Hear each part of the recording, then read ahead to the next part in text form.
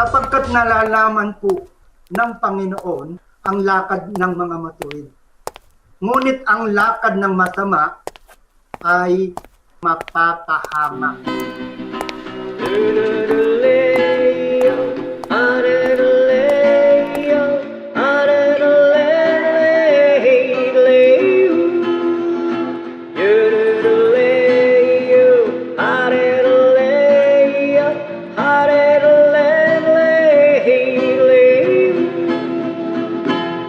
Sa pitong gata, sa tabi ng buyan, may mga kasaysayan na kung nalalaman. Dito ay hindi chismis na pag-uusapan lang. Yudoleo, walang labis, walang kulang. May isang munting tindahan sa bukana ng buyan, at sa kanto ng kalye pitong gatang. Dito ay nag-uumpukan ang ilang milyong istambay na walang hanap buhay kundi ganyan. Dito ay hindi kistis na pag-uusapan lang. Dito ay walang labis, walang kulang. Ngunit bakit merong tao na katulad mong busyoso at sa buhay ng kapwa'y ustisero? Pikunan yung ugali at hindi ka pasensyoso, malamang oras-oras basag ulo. Ito ay hindi chismis na pag-uusapan lang. Yudoleo, walang labis, walang kulang. Yudoleo, areroleo, areroleo.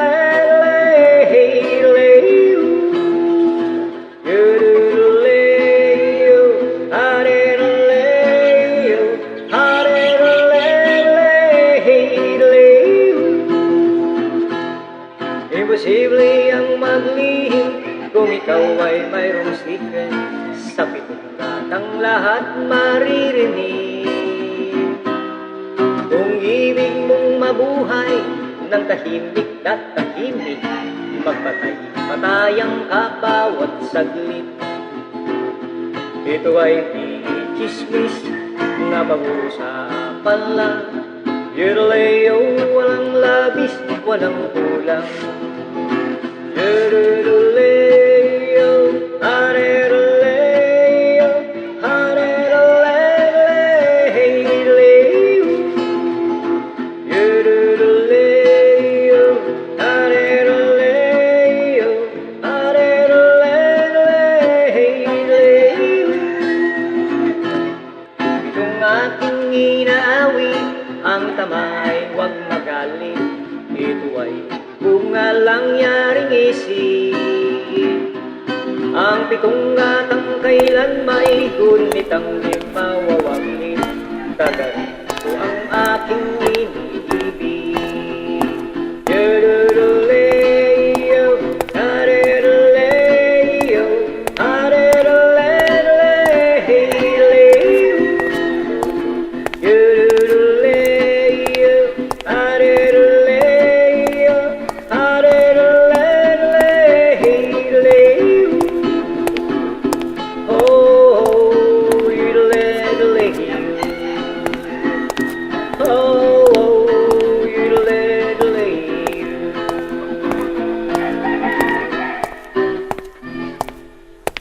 Sapagkat nalalaman po ng Panginoon ang lakad ng mga matuwid.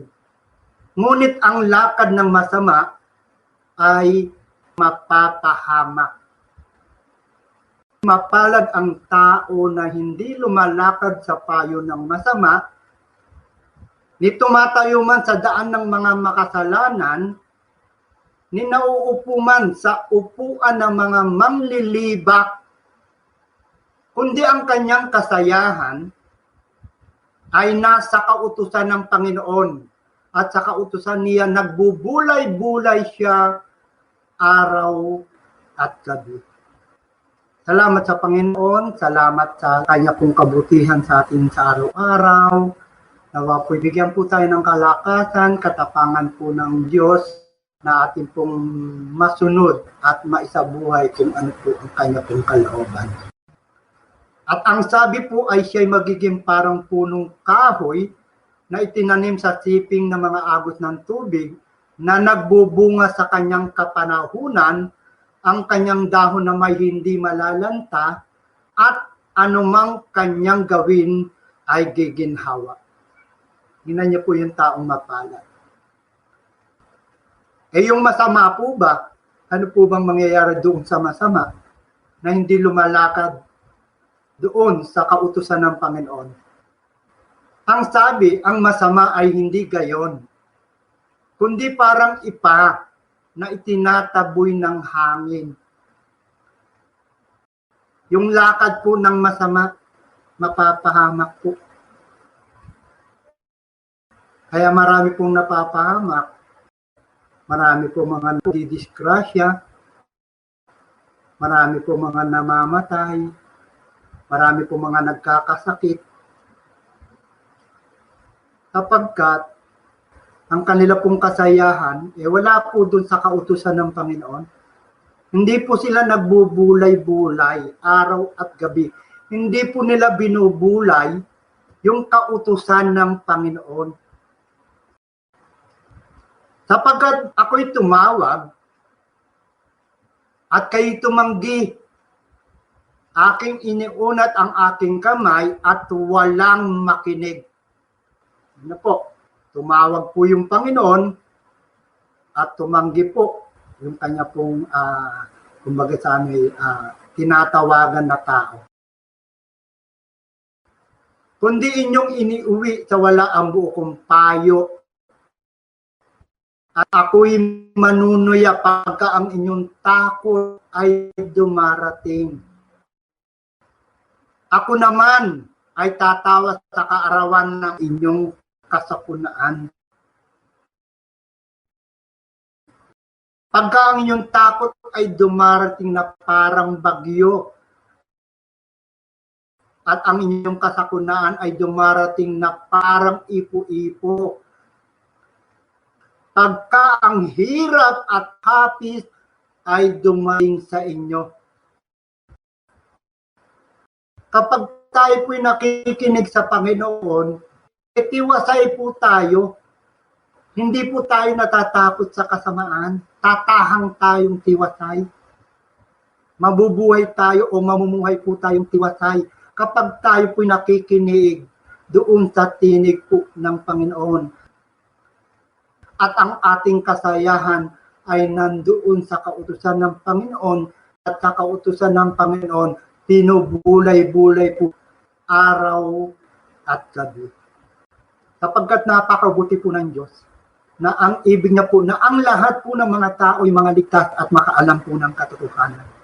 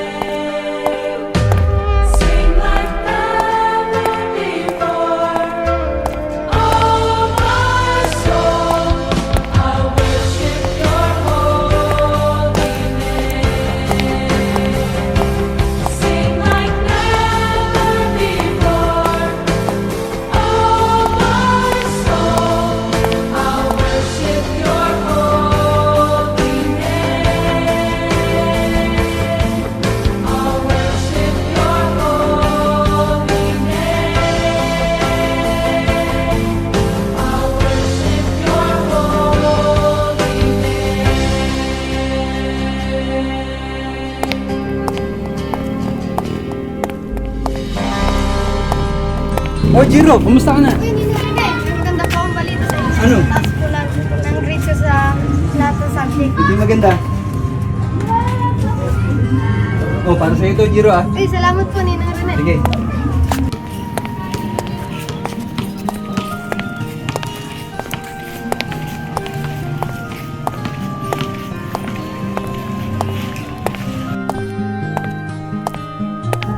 Oh, kumusta yung grade mo sa English? Mababa yung grade ko sa English ng Rene. Eh, ikaw, kumusta yung... Mababa yung grade ko sa English ng Rene. O sige, tuturuan ko kayo ng English ha. Sunod kayong lahat. Billy Button Billy Button, bought bought a buttered a butter biscuit. biscuit. O, isa pa, malakas ha. Billy Button Billy Button, bought bought a buttered a buttered biscuit. biscuit. O, isa pa. Billy Button Billy Button, bought bought a buttered a buttered biscuits. biscuit. If If Billy Button Billy Button, bought bought a buttered a buttered biscuits, biscuits, where's the buttered biscuits where is the buttered biscuits that Billy Button that Billy Button bought? bought? O, isa pa ha. Billy Button bought Billy Button bought a buttered a buttered biscuits. biscuits. If If Billy Button Billy Button bought bought a buttered biscuits, a buttered biscuits, where's the buttered biscuits where's the buttered biscuits that Billy that Billy Button bought? Button bought? O, malakas ha. Billy Button bought Billy Button bought a buttered buttered biscuits. biscuits. If If Billy Button bought Billy Button bought a buttered biscuits, a buttered biscuits, where's the buttered biscuits where's the buttered biscuits that Billy Button that Billy Button bought bought? Billy Button bought a buttered a buttered biscuits? biscuits. If If Billy Button bought Billy Button bought a buttered biscuits, a buttered biscuits, where's the buttered biscuits where's the buttered biscuits that Billy Button that Billy Button bought? bought? Ayan ha, pag-aaralan nyo yun ha. Sige, pagdating ko rito, tuturuan ko ulit kayo ha. Opo, Ninang Rene! O sige, bibigyan ko kayo ng pera. O, para sa yan ha. Sa'yo. Ito, ayan ha. Ito, sa'yo. Ito, hati kayo rito ha. O sige ha, natutunan nyo yung tinuro ko sa inyo ha. Opo! Lagi nyo pag-aaralan ha. Opo! O sige. Bye-bye, Ninang Rene!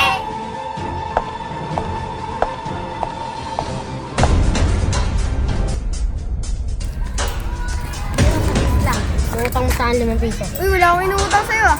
Meron yung parang utang na 5 piso. Ah, basta wala akong utang sa'yo. Basta magbayad ka sa tayo. Eh, nino ko rin yun eh.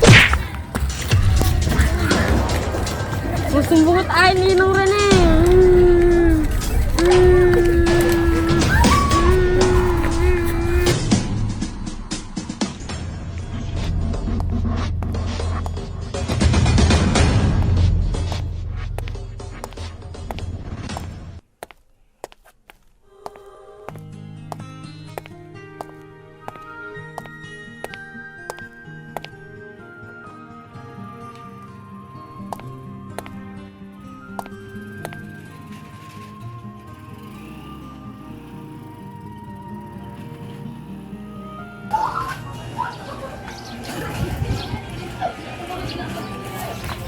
Ninong Rene?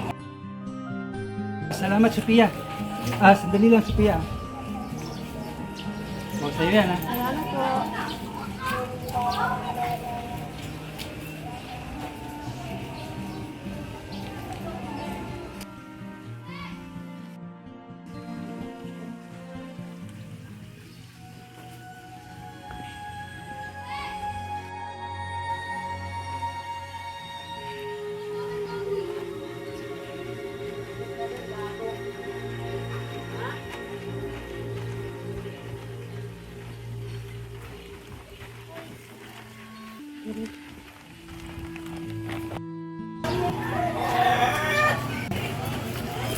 Uy, si Ninong Rene oh. Tara, punta natin.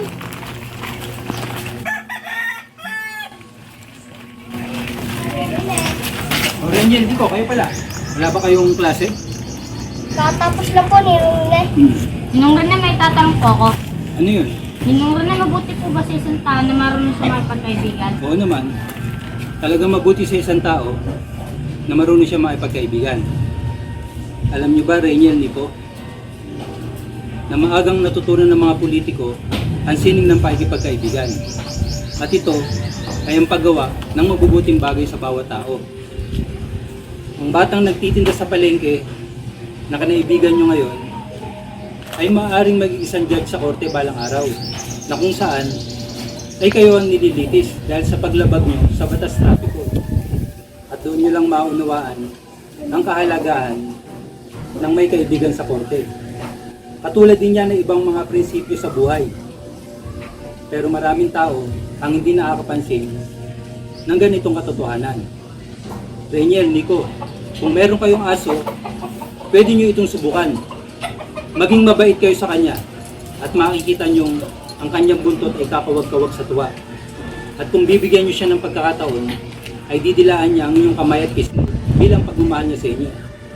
Pagalitan nyo, hampasin nyo siya at makikita nyo magagalit din siya sa inyo. Ganyan din naman ang reaksyon ng mga tao. Kaya talaga mabuti sa isang tao na marunong siyang makipagkaibigan. Bakit mo naman naitanong, Nico? Kasi po ninong rin, karamihan sa mga batang nakilala ko ay dito sila marunong makipagkaibigan. Tama ka dyan. Kaya talaga mabuti sa isang tao na marunong siyang makipagkaibigan. Oh, paano yung mata mo, Nico? Nakapog lang po ninong rin eh. Kasi ninong ito. Saan? Ayun o. Ayun o nga no. Mamaya tayo pupunta kasi hindi pa sila.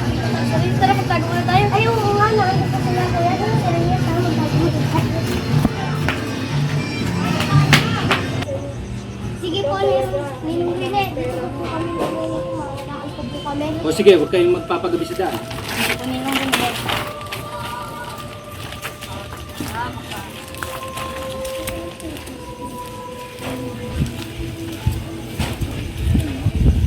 Ninong Rene. Punta tayo dun. Ninong Rene. Ninong Rene. Ninong Rene. Oh, Princess Queenie, nandito kayo. Hindi nyo ba nakasalubong sila Rainiel at Nico? Hindi po kasi po nagtago po kami.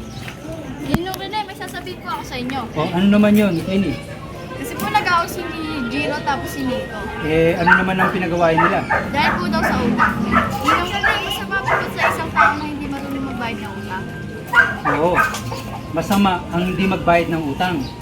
Kaya dapat magbayad ng utang. At kung hindi niya kayang bayaran ng buo ang kanyang inutang, kahit pa unti-unti ay dapat niyang hulugan ang kanyang inutang. May kasabihan tayo na ang utang ay dapat bayaran ng tayo pagkatiwalaan. Ninong Rene, paano naman po ang ibang taong hindi marunong magbayad ng utang? Ayun ang hindi dapat pagkatiwalaan. Sige, Ninong Rene, mauna na po kami. Sige po, Ninong Rene. O sige, huwag kayong magpapagabi sa daan. Sige po.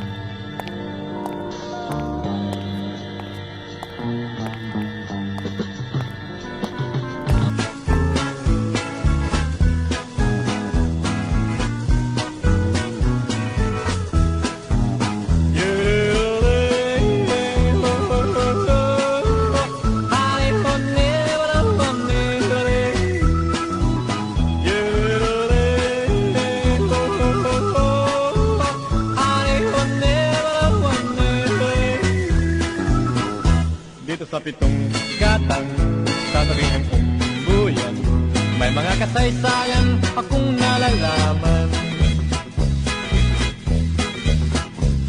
May isang munting tindahan sa bukana ng umbuyan at sa kanto ng kalye pitong gatang.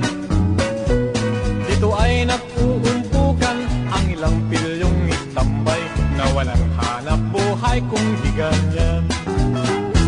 Dito sa pitong gatang sa tabi ng umbuyan, may mga kasaysayan akong nalalaman. Ito ay hindi chismis na pag-usapan lang, liho, walang labis, walang tulang. Ngunit bakit mayroong tao na katulad kong osyoso at sa buhay ng kapwa'y pusitero?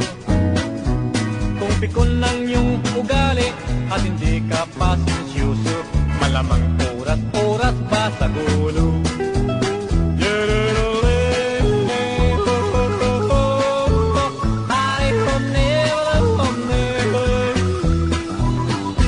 Ito ay hindi chismis na pag-uusapan lang, liho, walang labis, walang kulang. Imposible ang maglihim kung ikaw ay mayroong secret. Sa pitong gatang lahat naririnig. At kung ibig mong mabuhay ng tahimik na tahimik, magpatay-patayan ka bawat saglit. Dito sa pitong gatang sa tabi ng umbuyan, may mga kasaysayan akong nalalaman. Ito ay hindi chismis na pag-usapan lang, liho, walang labis, walang kulang. Itong aking inaawit, ang tama ay huwag magalit, yan naman ay bunga lang nyaring isip.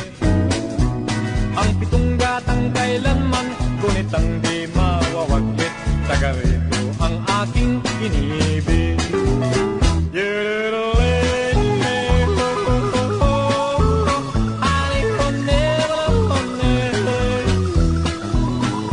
Ito ay hindi chismis na pag-usapan lang, liho, walang labis, walang kulang.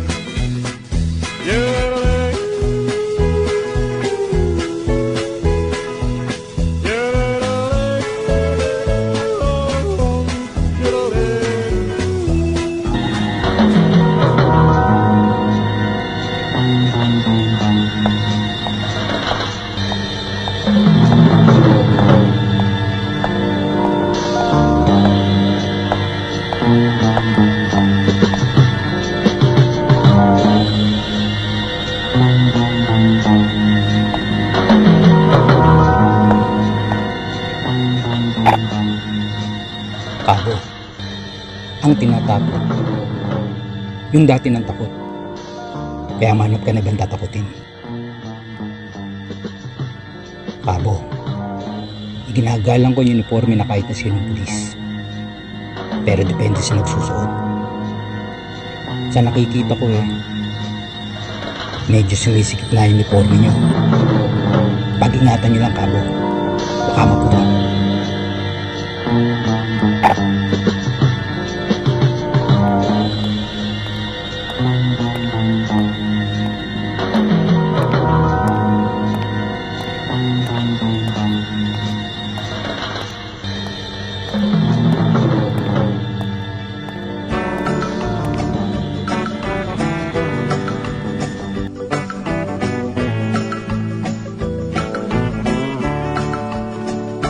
Dito sa pitong gatang sa tabi ng umbuyan, may mga kasaysayan akong nalalaman.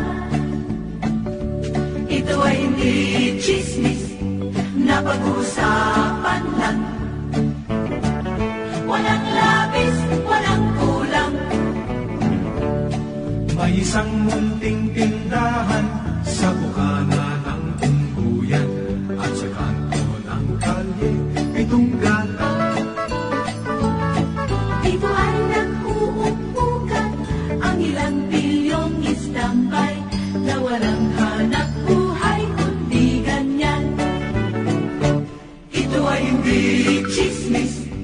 na pag-uusapan lang. Walang labis, walang kulang.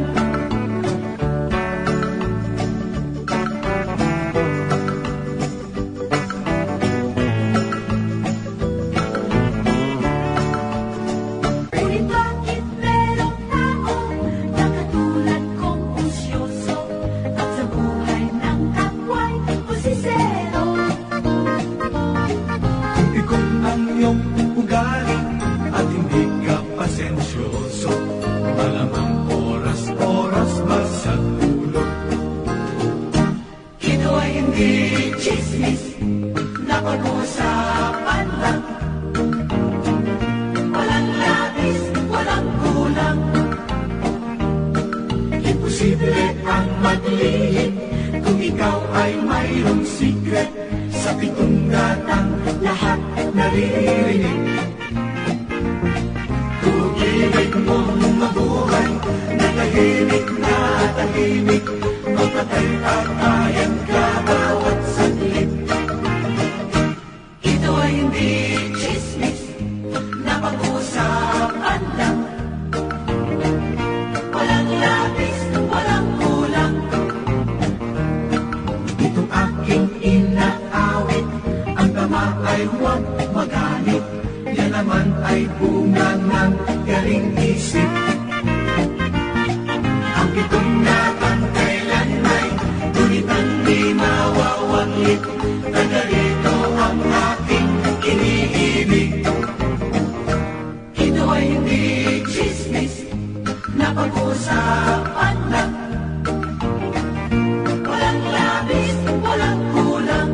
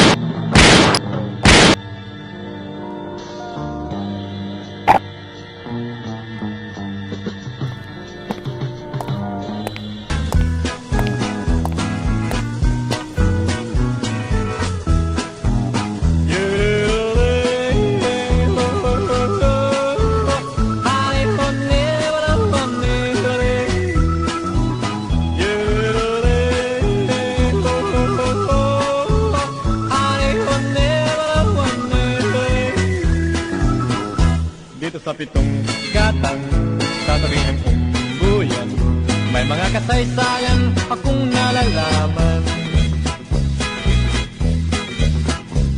May isang munting tindahan sa bukana ng umbuyan at sa kanto ng kalye pitong gatang. Dito ay nag-uumpukan ang ilang pilyong istambay na walang hanap buhay kung di ganyan. Dito sa pitong gatang sa tabi ng umbuyan, may mga kasaysayan akong nalalaman. Ito ay hindi chismis na pag-uusapan lang. Liho, walang labis, walang kulang. Ngunit bakit mayroong tao na katulad kong usyoso at sa buhay ng kapwa'y pusitero? Kung pikon ng iyong ugali at hindi ka pasensyoso, malamang oras-oras ba sa gulo?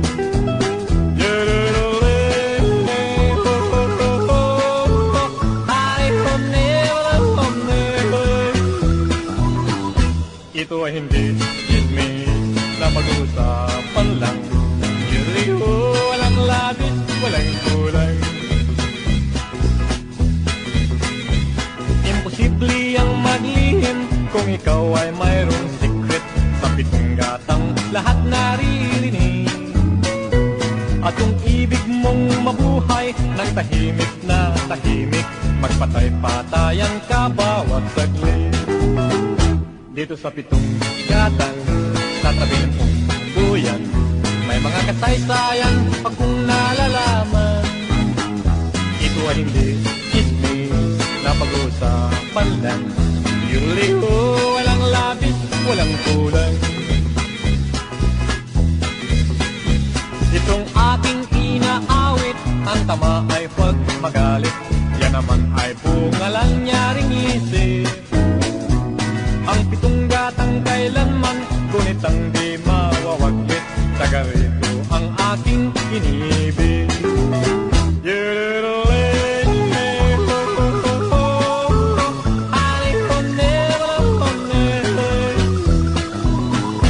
Ito ay hindi chismis na pag-usapan lang. Yuriko, walang labis, walang kulang.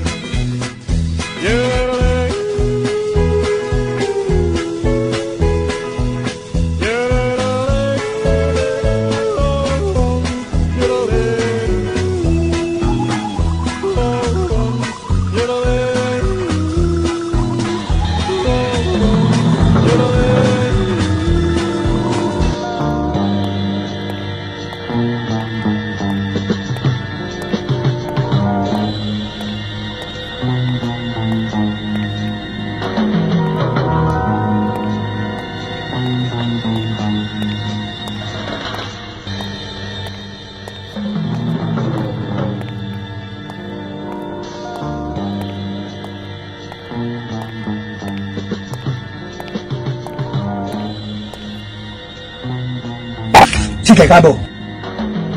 Bigyan mo ako ng dahilan para patayin kita. Wala akong atraso sa'yo. Wala akong kinalaman sa nangyari sa anak mo. Maniwala ka sa akin. Tulisan ka mo. Oo. Kaya nga buhay ka pa eh. At hindi ako maaaring magkialam sa awan ng...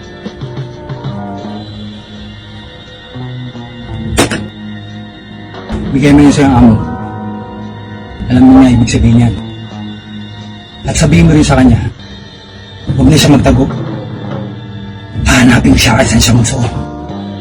At sa Kabo, kung ako ikaw, magbibitiw lang ako sa pagkapulis. Huwag ka na magdamay pa. Pag nakita kitang pulis ka pa, ilalaan ko para sa iyo sa mala. Papatayin kita, Kabo.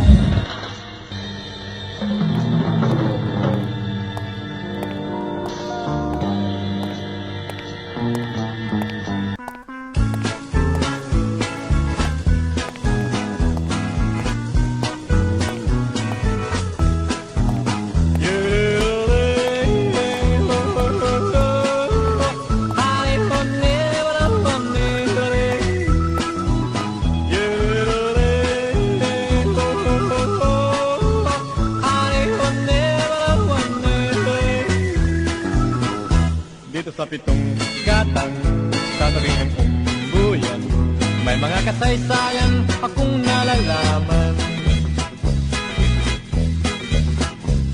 May isang munting tindahan sa bukana ng umbuyan, at sa kanto ng kalye pitong gatang.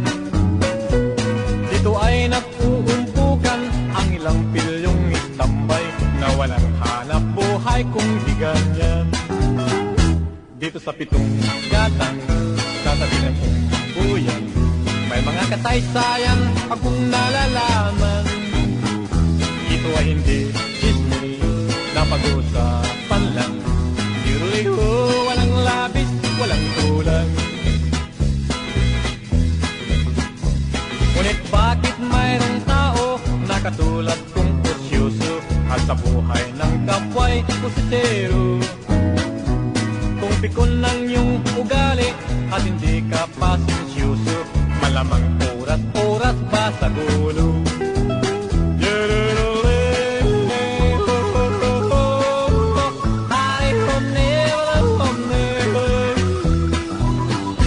Ito ay hindi chismis na pag-usapan lang.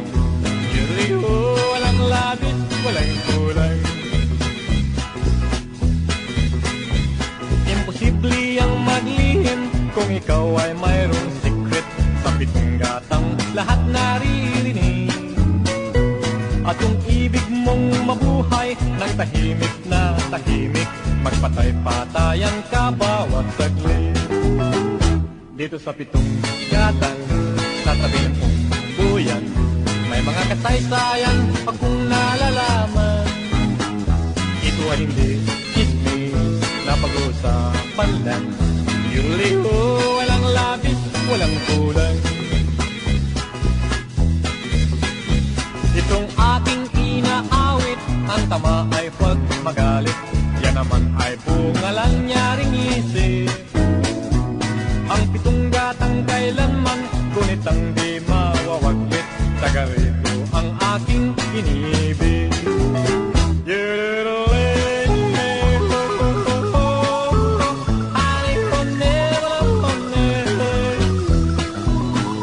Ito ay hindi chismis na pag-usapan lang. Yuriko, walang labis, walang kulang.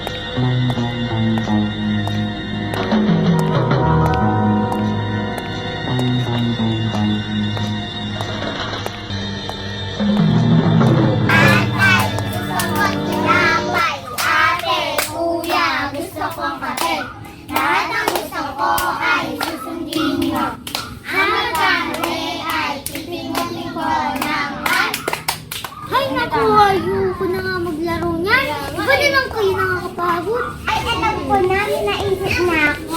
My favorite fruit. Ayun! O sige. My favorite fruit is Adamson. Adamson, anong pangalan ng first love mo? Sabihin mo. Ay, sininong. Sininong rin na, oh. Ayaw nga, no? Natandaan niyo pa ba yung tinuro sa atin ni Ninong Ren? Hindi na nga eh. Diba? Pagdating niya na lang, saka ulit tayo magpaturo. Sige. Bakit tinawag na tagapagtanggol si Ninong Ren? Kasi siya nagtatanggol ng mga inaapi. Ano ba tinuro sa atin ni Ninong Ren eh? Hindi niyo ba alam, si Ninong Rene ay champion ng speech at siya nagturo sa atin lahat ng English communication. Teka. Teka, saan ba si Ninong Ren eh? Si Ninong Rene nakatira dito sa Pitong Gatang.